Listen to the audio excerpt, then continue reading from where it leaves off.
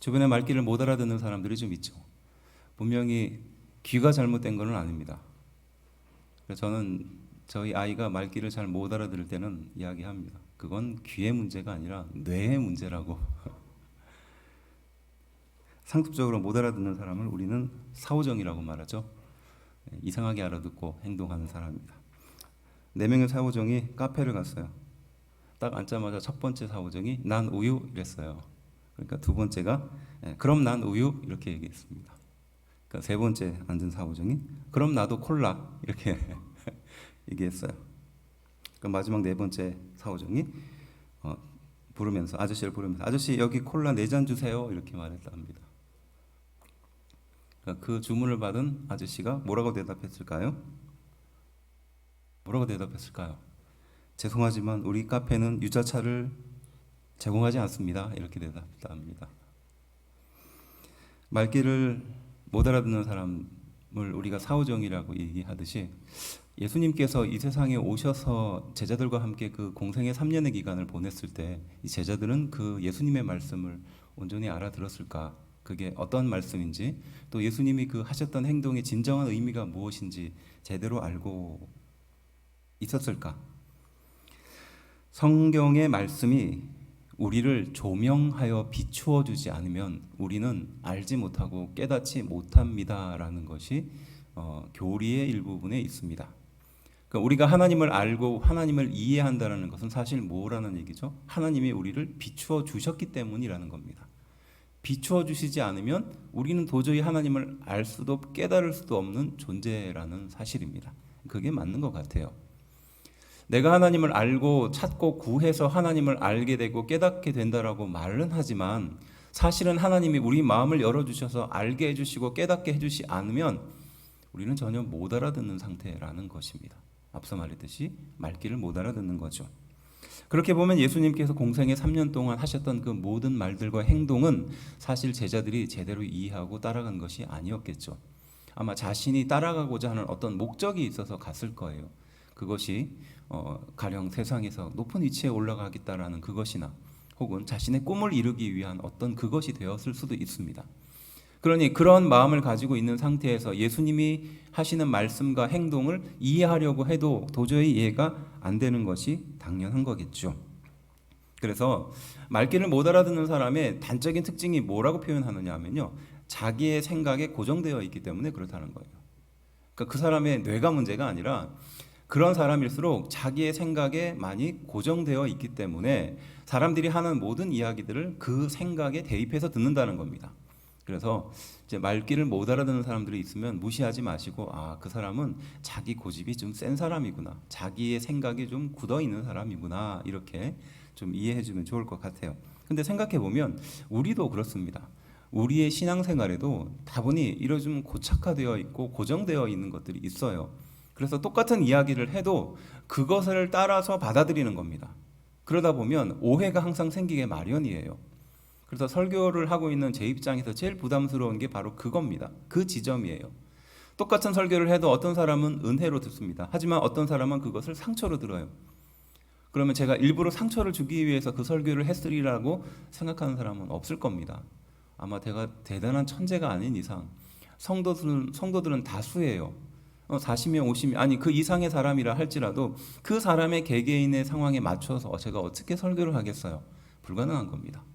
그런데 듣는 사람이 앞서 말했듯이 고정화되어 있고 고착화되어 있기 때문에 그렇게 듣는 경향이 있는 거예요. 그래서 동일한 장소에서 은혜가 나타나는 경우가 바로 그겁니다. 그것을 은혜로 받아들이려는 마음의 자세와 준비가 되어 있고 또 그 성령님께서 주시는 말씀의 은혜에 마음이 열려 있기 때문에 그렇다는 거죠. 반대로 시험에 빠지는 경우는 무엇입니까?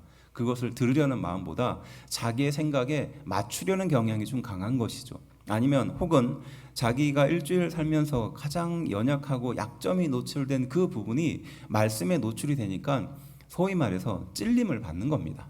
저는 그래도 이 찔림을 받는 것을 은혜로 받아들이면 하나님께 나아갈 수 있는 기회를 얻을 수 있어요. 그렇겠죠? 그런데 그것을 다른 방식으로 적용하면 소위 말해서 시험이 되는 겁니다. 어쨌든 요한복음 13장부터 17장까지 말씀은 요한복음의 핵심이 해당이 되는 부분입니다. 그래서 예수님께서는 바로 이 13장부터 17장까지 이 긴 장의 할애에서 마지막 순간, 그러니까 십자가에 달려 돌아가시기 그 전날 제자들과 함께 만찬을 나누면서 하셨던 다락방 광화라고 말하는 이 내용들, 그러니까 고별 강화죠. 예수님이 제자들에게 한 마지막 강화, 말씀의 내용이 담겨 있습니다. 그리고 그 주요한 내용의 핵심이 되는 단어가 무엇이냐? 성령님입니다. 그리고 이번에 우리가 특별 새벽 기도회를 통해서 다루고자 하는 주제가 바로 성령님, 성령의 사람이라는 주제예요.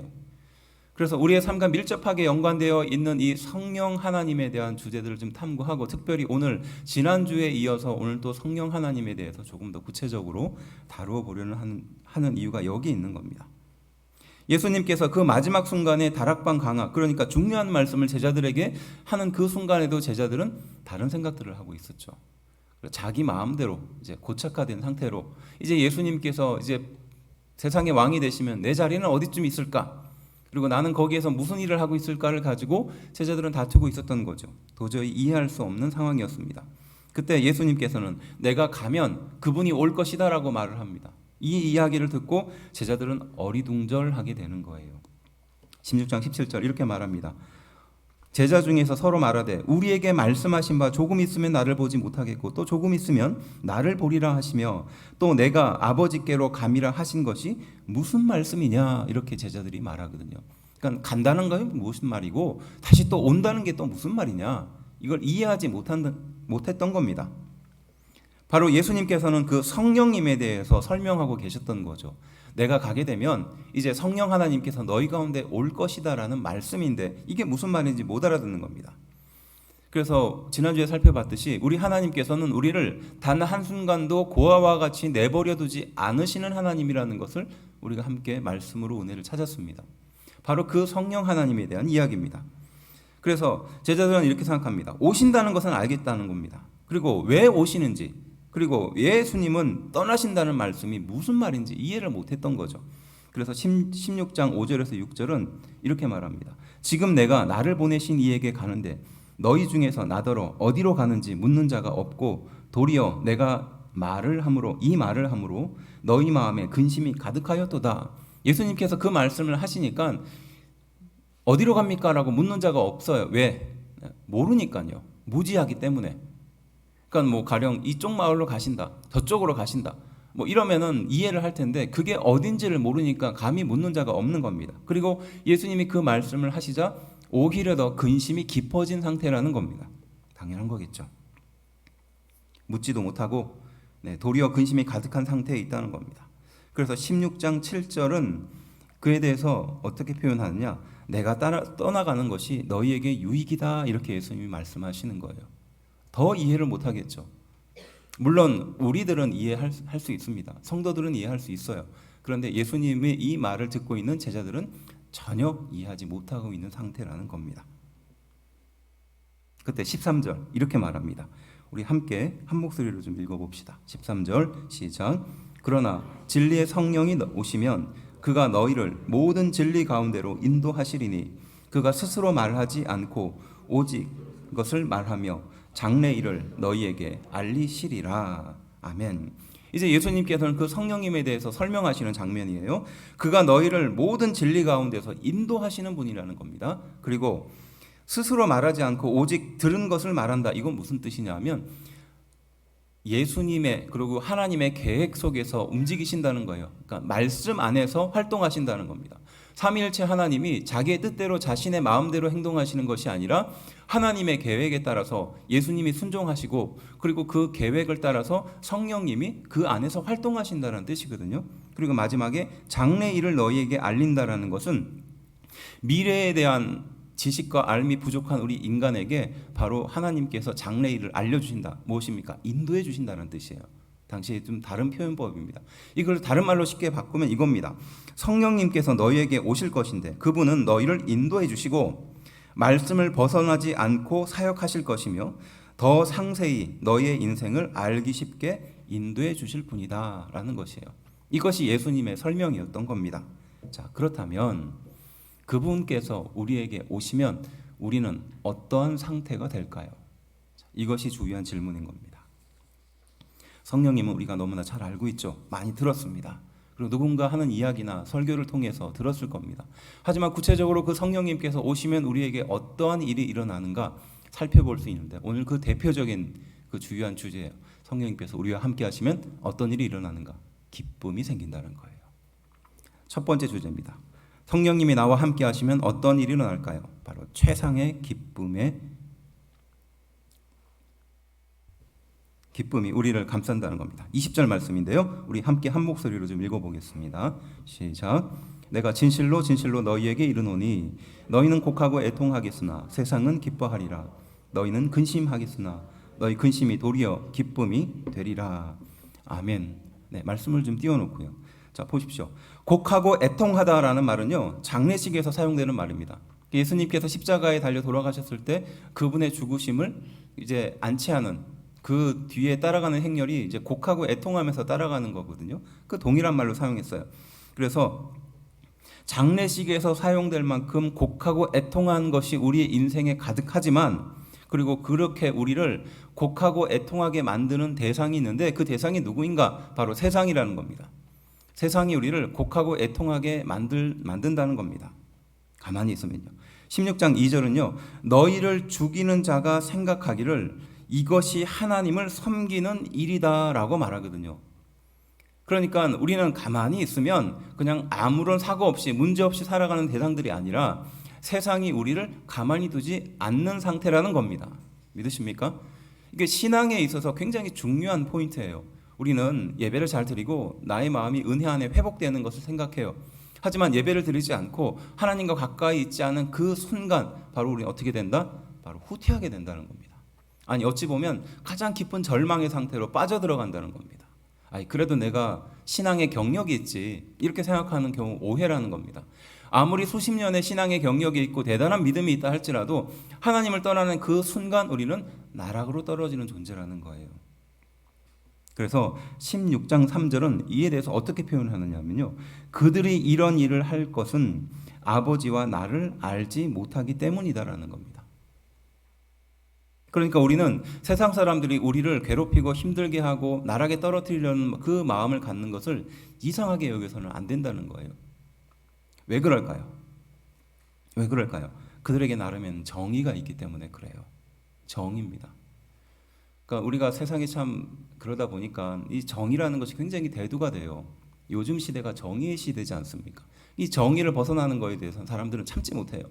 그래서 심지어는 대단한 성과를 이루는 어떤 사람이라 할지라도 정의롭지 못하면 그 사람은 어떻게 되죠? 사회에서 퇴출됩니다.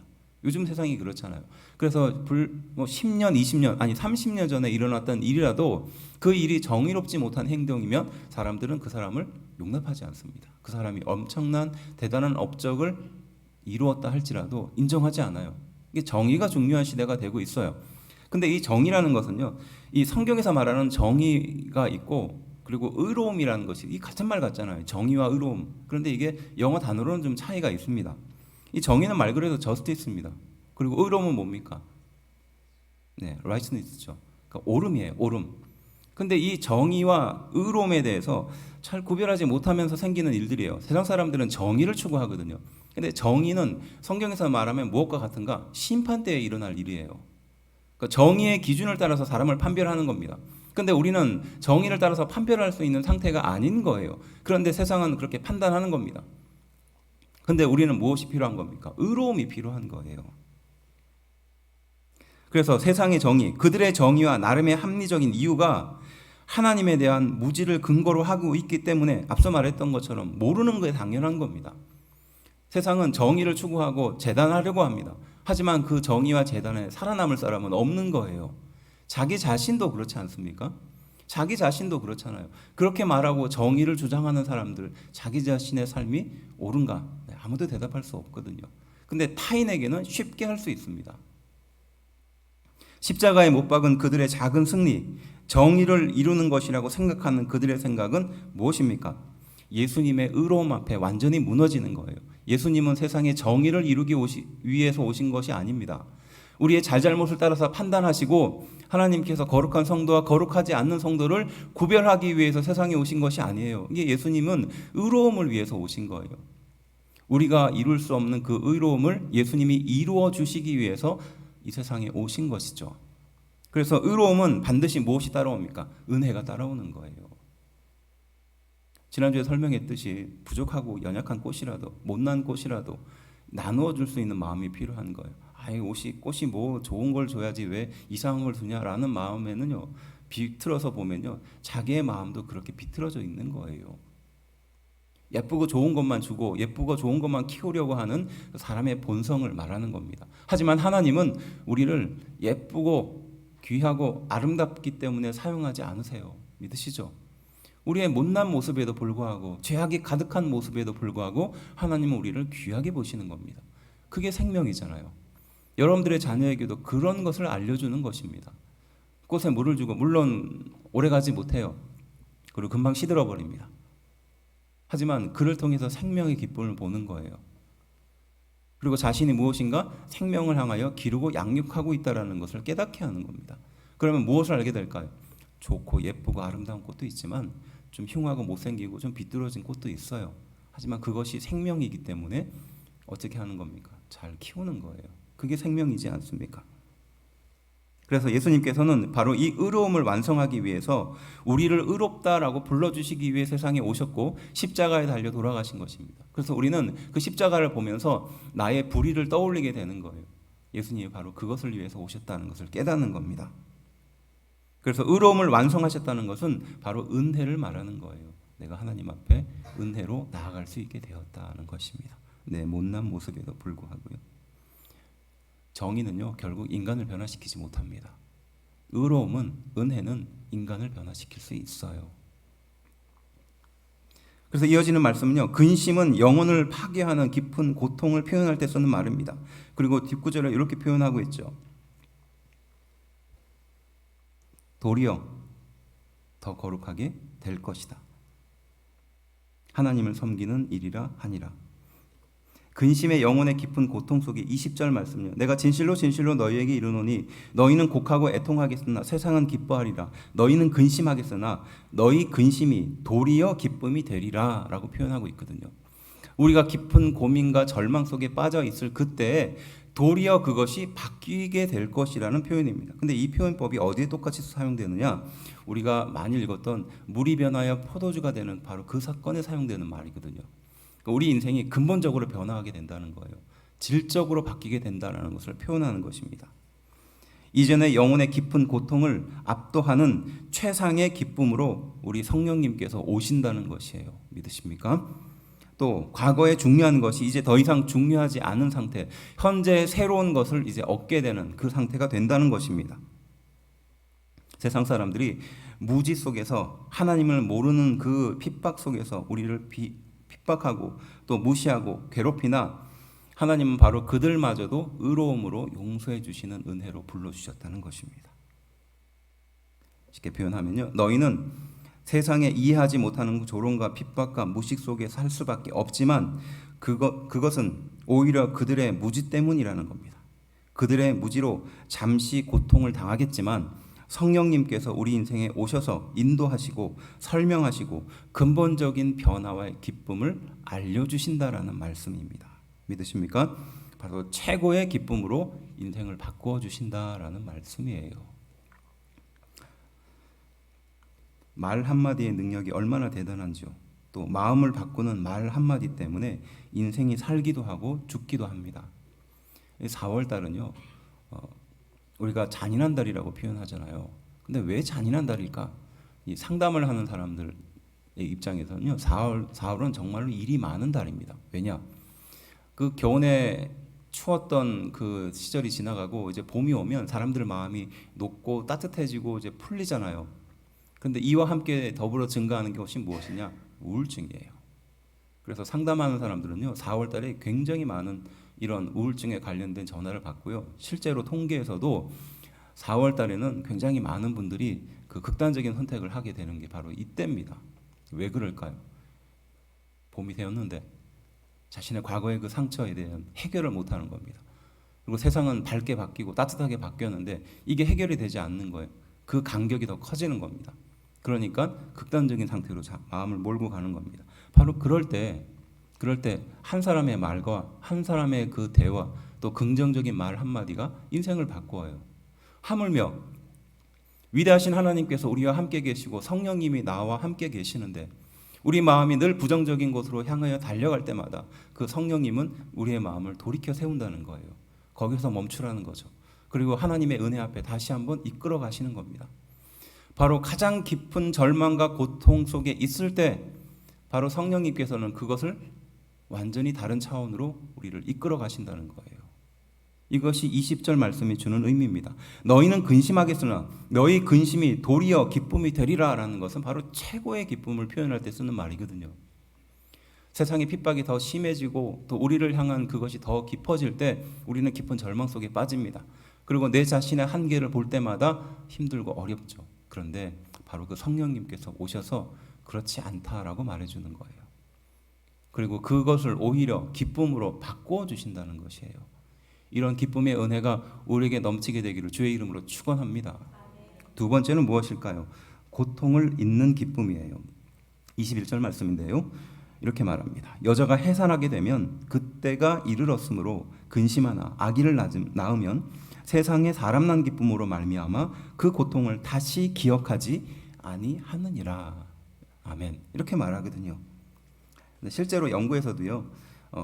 아이를 낳는 두려움보다 출산 이후에 생명을 보는 기쁨을 더 크게 만든다는 겁니다.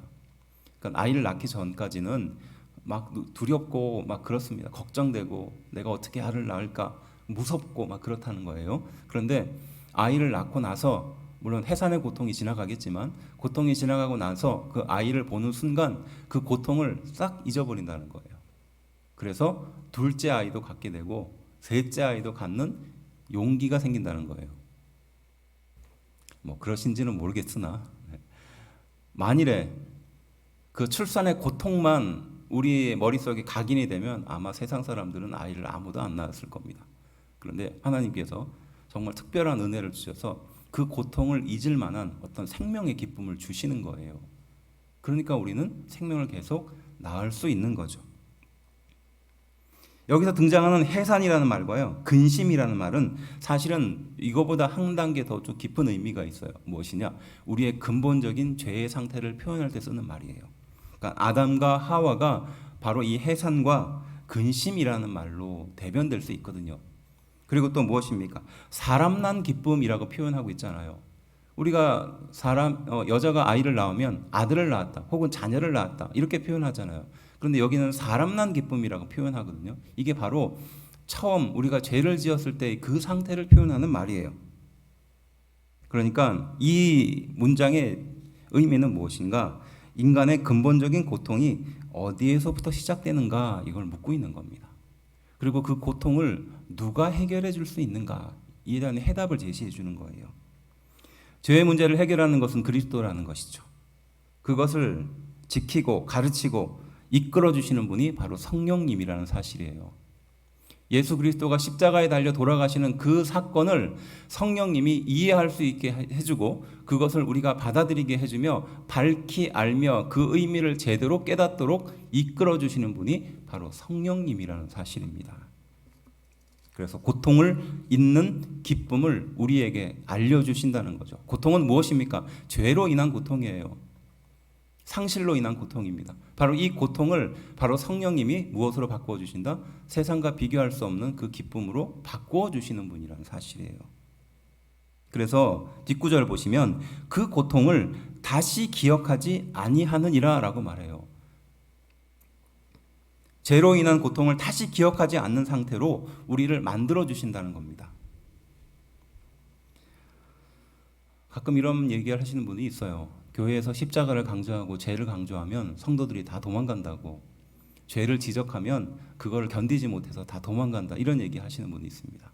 교회에 와서 행복하고 즐거운 이야기를 해야지, 기쁨과 즐거움과 감사가 넘쳐야지 죄에 대한 지적을 왜 하는가 이렇게 이야기하는 사람들이 있습니다. 그렇지 않습니다. 오히려 반대예요. 우리를 무력감과 좌절감에 빠뜨리는 것이 사실 무엇입니까? 죄입니다. 그리고 그 죄를 가만히 둘 때예요. 이것이 우리를 무력감에 빠뜨리는 겁니다. 사람들이 무력하게 되는 이유가 뭡니까? 한번 잘못된 것을 내 안에 방치하면서부터 생기는 일이에요. 방치하면서 우리는 그것을 의식하게 되거든요. 그것을 계속 그것이 우리를 실패하게 만듭니다. 나중에는 좌절감이 생기는 거예요. 죄가 생기면 빨리 해결하는 것이 가장 합당하고 좋은 방법이에요. 그걸 방치하면서부터 문제가 생기고 그걸 용납하면서부터 문제가 생기는 거예요. 그래서 이 죄에 대한 강조는 우리를 무력감과 좌절감에 빠뜨리는 것이 아니라 죄에 대한 반발력과 경계를 불러일으킨다는 겁니다. 그래서 죄의 고통을 돌아보게 하고 그 반대편에 있는 생명의 기쁨을 바라보게 만든다는 것이에요. 이 문장이 맞는 말 같아요. 그래서 우리는 교회에 나올 때마다, 예배를 드릴 때마다 우리의 죄에 대해서 회개하고 자복하는 반드시 그 일이 있어야 되는 줄로 저는 생각합니다. 왜냐? 그것을 통해서 하나님의 은혜를 기대하게 되거든요. 나의 잘못만 생각하고 나의 그 어떤 약점만 생각하는 것이 아니라 이것이 얼마나 잘못되고 나를 절망에 빠뜨릴 수 있는가를 알고 깨닫는 거예요. 그러면 필연적으로 무엇을 바라보게 될까요? 이 죄를 벗어날 수 있게 해주시는 하나님의 은혜를 바라보게 되는 거죠. 그 고통을 다시는 기억하지 않게 해주겠다라는 것은 바로 우리가 죄의 고통을 하나님은 다시 기억하지 않는 상태로 이끌어 주신다는 것이에요. 그걸 누가 하신다? 성령님이 하신다는 겁니다. 그래서 성령님은 우리의 죄를 생각나게 하시죠. 그리고 그 죄를 주님 앞에 내려놓게 하는 겁니다. 그리고 그를 통해서 회개하며 하나님께 온전히 나아갈 수 있게 하는 것이에요. 마지막 세 번째는 영원한 소유의 기쁨입니다. 22절 말씀인데요. 우리 함께 한 목소리로 좀 읽어볼까요? 22절 시작. 지금은 너희가 근심하나 내가 다시 너희를 보리니 너희 마음이 기쁠 것이요 너희 기쁨을 빼앗을 자가 없으리라. 아멘. 자, 말씀을 잘 보면요, 지금은 근심하고 있다는 겁니다. 하지만 내가 다시 너희를 보게 된다는 겁니다. 무슨 뜻입니까? 다시 본다라는 것은요, 잊어버린 상태예요. 지금 공백이 있는 상태를 말하는 것이죠. 하지만 너희의 마음이 이제는 기쁘게 될 것이에요. 뭐냐? 다시 회복하게 될 거니까요. 그래서 너희의 기쁨을 이제는 빼앗을 자가 없을 것이다라는 겁니다. 감정의 흥분과 기쁨은요, 얼마 가지 않습니다. 우리 뭐 그런 얘기 하지 않습니까? 한 달 기쁘려면 이발을 하면 된다고요. 그 다음에 몇 달 기쁘려면 차를 사면 됩니다. 그리고 한 1년 정도 기쁘려면 집을 사면 돼요. 하지만 그게 끝이에요. 영원하지 않아요. 우리는 가만히 생각해 보면 소유에 대한 어떤 그 집착을 갖고 있어요. 그래서 이 소유를 통해서 이 소유가 영원할 것이라고 생각하고 있죠. 그래서 그걸 가지지 못하면 우리는 괴로워하고 힘들어합니다. 그래서 사람의 집착과 고통은 어디로부터 시작되는가? 소유 때문이라는 거예요. 그래서 불교에는 이걸 어떻게 표현합니까? 무소유를 해야 된다고 말하죠. 그걸로는 해결되지 않다고 저는 생각해요. 그 소유욕으로부터, 그 소유욕이 어디로부터 시작되는지 살펴보면 결국 하나님으로부터 멀어지는 것으로부터 시작된다는 겁니다. 왜? 분리되었기 때문에 그래요. 분리되었기 때문에 우리 인생은 불안할 수밖에 없는 것입니다. 그래서 그 불안한 것들을 채우기 위해서 다른 어떤 것들을 통해서 해결하려고 하죠. 그리고 잠시간의 만족과 안정을 느끼려고 합니다. 하지만 그것이 우리를 온전히 채울 수 없음을 알게 되는 것이 인생 아니겠습니까? 분리불안입니다. 분리불안은 뭘 말하는 겁니까? 애착의 대상으로부터 분리될 때 불안의 정도가 생활을 위협하고 지속하는 경우가 바로 우리는 분리불안이라고 표현하거든요. 그러면 우리는 죄로 인하여 분리가 된 거예요. 하나님과 분리가 되어버린 겁니다. 그로부터 우리는 분리불안을 앓을 수밖에 없는 상태가 된 거죠. 그러니까 이 세상의 그 어떠한 인간도 이 하나님과 멀어짐으로부터 생기는 분리불안으로부터 자유로울 수 없다는 것입니다. 그러니까 여기는 저를 포함한 모든 사람들은요, 하나님과 멀어지는 그 순간 분리불안에 빠질 수밖에 없는 거예요. 그리고 이 불안감을 무엇으로 채울까요? 다른 어떤 비슷한 것으로 채우려고 하죠. 돈으로 채우려고 합니다. 아니면 인생의 어떤 명예를 채우려고 해요. 아니면 인생의 어떤 목표를 이루는 것으로 채우려고 합니다. 하지만 누구나 잘 알듯이 그것을 채우고 나면 더 큰 소유와 더 큰 불안감이 우리를 기다리고 있는 것이에요. 독립적인 인생이 중요하다라고 세상은 가르치지만 사실은 분리불안 속에 사는 현대인을 말하는 겁니다. 그리고 그러한 분리불안은요, 위안은 있지만 만족은 없습니다. 우리 인생을 완전히 채우는 것은 없다는 것이에요. 빼앗길까 두려워하는 그런 삶, 또 영원한 소유를 하기 위해서 불안한 삶을 사는 삶, 바로 그러한 인생에게 바로 예수님은 성령님께서 오시면 그 성령님이 너희를 영원히 소유할 것이다. 너희는 그 성령님을 영원히 함께하게 될 것이다 라고 말씀하고 있는 줄로 믿습니다. 성령 하나님이 나를 통해서 온전히 만족감과 충만한 은혜를 주신다라는 말씀이죠. 그래서 영원한 소유의 기쁨을 누리게 된다는 것입니다. 대부분 믿지 않는 부모님, 또 완고한 부모님을 위해서 기도하고 있는 성도들이 있습니다. 그리고 또 믿지 않는 남편 혹은 아내를 두고 그들의 마음이 변하지 않는 것을 보며 안타까워하는 성도들이 있죠. 또 부모는 자녀에게 또 반대의 경우도 있습니다. 믿음의 부모가 믿음의 자녀를 길러내지 못하는 일종의 죄책감으로 자녀가 믿음이 생기기를 기도하는 부모도 있습니다. 그런데 그들에게 효과적으로 전달할 수 있는 기적적인 말이 있어요. 그게 뭐냐면요, 부모님이 예를 들면 이거죠. 우리 부모님이 이제 인생의 마지막 순간에 다다르는 거예요. 그래서 이제 병으로 인하여 아니면 어떤 노환으로 인하여 마지막까지 가는 겁니다. 근데 그때까지도 예수님을 믿지 않겠다고 완강하게 거부하는 거예요. 그래서 전화가 와서 우리 부모님을 위해서 와서 기도 한번 해달라고 하죠. 그러면 갑니다. 가가지고 제가 다른 이야기 안 해요. 따님이 있는 곳에 우리 어머니도 가야 되지 않겠느냐는 거예요.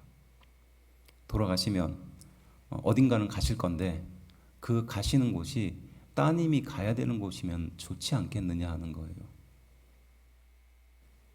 그래서 다른 이야기합니다. 엄마 있는 곳에 나도 가야 하니까 예수님 믿으세요 라고 말하면 거의 대부분 다 거기 가고 싶다고 말해요. 엄마 있는 곳에 나도 가야 하니까, 엄마 있는 곳에 나도 가야 하니까 예수님 믿으세요 라고 말하면 대부분의 부모는 나도 거기 가고 싶다라고 말하고 예수님을 영접합니다. 무엇입니까? 부모가 자녀를 향한 소유예요. 그리고 그와 함께 하고 싶어하는 그 마음의 길입니다. 우리가 결국 천국을 통해서 하나님의 은혜를 받고 소망하는 것처럼 우리의 부모님이 또 나의 자녀들이 또 그곳에 함께 거하길 원하는 마음이 있다는 것이에요. 그것이 우리를 변화시키는 겁니다. 근데 이 말씀을 잘못 적용하면 안 됩니다. 남편과 아내에게 하면은 안 되겠죠? 네. 성령님께서 우리의 소유가 되시고 우리의 소유의 만족으로 기쁨이 생기고 그리고 그 기쁨은 영원할 것이다 라고 성경은 우리에게 교훈하고 있습니다. 정리하면 무엇입니까? 성령님이 함께 하시면 기쁨이 넘친다는 거예요. 그 첫 번째는 무엇이죠? 최상의 기쁨입니다. 근심이 도리어 기쁨이 된다는 거예요. 세상을 보는 눈이 달라진다는 뜻입니다. 두 번째는 무엇입니까? 고통을 잊는 기쁨을 얻게 된다는 겁니다. 다시 기억하지 않는 은혜, 죄의 고통을 다시 기억하지 않는 기쁨을 얻게 되는 겁니다. 생명을 아는 기쁨이죠. 그래서 죄를 버리는 기쁨을 얻는 겁니다. 마지막 세 번째는 무엇입니까? 영원한 소유의 기쁨을 누리는 거예요. 소유, 분리불안으로부터 만족감을 얻게 되는 겁니다. 그리고 그 하나님께서, 성령 하나님께서 우리와 영원히 함께 하신다는 것이죠. 이제 말씀을 마치는 뒷부분에 이제 23절과 24절은 우리에게 의미 있는 말씀으로 교훈을 마무리합니다. 23절 이렇게 말하죠. 그날에는으로 시작합니다. 그날은 언제를 말하는 걸까요? 구약에서는요, 이것이 세상의 심판을 하는 날이에요. 앞서 말했듯이 정의의 날입니다. 그런데 신약에서는 이것이 바뀌게 됩니다. 무슨 날일까요? 예수님으로부터 시작된 새로운 날입니다. 예수님이 부활하고 승천하신 이후에 이제 성령님을 통해서 너희에게 새로운 인생이 시작될 것이다 라고 말하는 그날이에요. 구약에서는 세상 심판 정의의 날이지만 바로 예수님이 하신 이 그날은 바로 은혜의 날, 의로움의 날이라는 것이에요. 너희는 비록 의롭지 못하나 예수님인 내가 너희를 의롭게 만들었다는 것이에요. 그래서 새로운 날이 시작되었다라는 말입니다. 그래서 이어진 말씀은 그날에는 너희가 아무것도 내게 묻지 아니하리라 라고 말하죠. 아무것도 묻지 않는다는 겁니다. 왜 그럴까요? 다 알고 있으니까요. 알게 될 것이니까요. 그리고 내가 진실로 진실로 너희에게 이르노니 너희가 무엇이든지 아버지께 구하는 것을 내 이름으로 주시리라 라고 말하거든요. 자, 이 말씀을 많은 분들이 오해합니다. 내가 구하면 하나님이 당연히 나에게 줄 거야. 그러니까 기도 응답으로 이 말씀을 이해하시려는 분들이 있어요. 그런데 앞서 있는 말씀들을 쭉 연결하면 무엇이죠? 기도의 자세에 대한 말을 하는 겁니다. 그리고 기도의 관계를 말하는 거예요. 우리는 이 말씀을 들으면서 왜 하나님은 내 기도에 응답하지 않는가? 이런 생각을 할 것이 아니라 너희는 이전에 하나님과의 원수였지만 그러한 관계였지만 이제는 새로운 관계가 되었다는 겁니다. 그래서 예수님의 이름으로 기도하면 우리 하나님이 들으시고 또 그 예수님이 그것을 응답하신다는 것이에요. 믿으십니까? 이러한 관계가 되었다는 것을 단적으로 말하는 겁니다. 너희는 이전에 그러한 관계가 되지 못했지만 이제는 예수님을 통해서 너희가 그러한 관계가 되었다라는 것이죠. 새로운 관계가 되었다는 것입니다. 그래서 우리가 모든 기도에 예수님의 이름으로 기도하는 이유가 바로 여기 있는 거예요. 그래서 24절은 이렇게 말합니다. 우리 함께 한 목소리로 좀 읽어보겠습니다. 읽어봅시다. 시작. 지금까지는 너희가 내 이름으로 아무것도 구하지 아니하였으나 구하라. 그리하면 받으리니 너희 기쁨이 충만하리라. 아멘. 지금까지는 너희가 내 이름으로 아무것도 구하지 않았다는 거예요. 사실 안 구했을까요? 그건 아닙니다. 하지만 그 이전의 관계는 그러하지 못했다는 겁니다. 몰라서 못 구한 것도 있지만 관계가 되지 않기 때문에 그렇다는 겁니다. 능력이 안 되기 때문에 너희는 하나님과 나와 직접적인 관계를 맺을 수 없는 상태였다는 것입니다. 그래서 너희는 나에게 아무것도 구하지 못하는 그러한 상태였지만 어떻게 바뀌었다? 구하라. 이제는 구하라는 거죠. 그러면 받게 될 것이라는 것이에요. 구하면 받는 관계입니다. 그리고 이어지는 말씀 무엇입니까? 너희 기쁨이 충만하게 될 것이다. 앞서 성령의 내주하심으로 얻게 되는 기쁨이라는 것을 적용해 본다면 바로 그 성령님이 우리의 기쁨을 충만하게 만들어 주신다는 것이에요. 내 안에 부족한 것들, 또 어설프게 채웠던 그 기쁨들이 성령님을 통해서 완전히 채워진다라는 말씀으로 적용할 수 있겠죠. 성령이 함께 하시는 기쁨에 영원히 머물게 하겠다라는 예수님의 말씀입니다. 그리고 또한 구하면 하나님께서 주시는 그런 관계가 새롭게 형성되었다라는 말씀이라는 거죠. 바로 그날에는 예수님의 사역이 이제 끝나게 되고 성령님의 사역이 시작되는 지점입니다. 그리고 바로 그 지점에서 새로운 관계, 하나님과 아들의 관계로 우리가 시작되었고 출발되었다라고 말씀하고 있는 줄로 믿습니다. 그 하나님의 은혜가 이 새로운 관계가 우리에게 다시 한번 새겨지고 더 놀라운 능력으로 나타나게 되기를 주의 이름으로 축원합니다. 기도하겠습니다.